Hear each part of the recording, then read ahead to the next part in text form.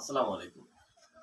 সকল ছোট ছোট খামারি যারা ছোট পরিসরে গবাদি পশু লালন পালন করে তাদের জন্য ছোট্ট একটা থিমস আজকে।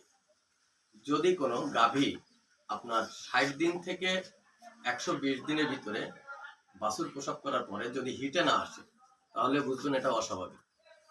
আর যখন বাছুর প্রসব করার পরে 60 দিন থেকে আপনার 120 দিনের ভিতরে ওই গাভীটা হিটে আসবে তখন এটা স্বাভাবিক।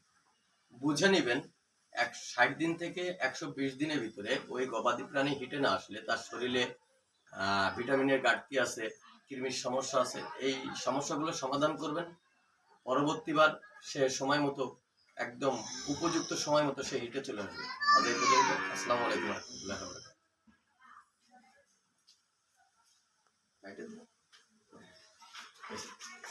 ছোট্ট একটা জিনিস না, এগুলো রিলসে দিয়ে দিবেন দেখতে।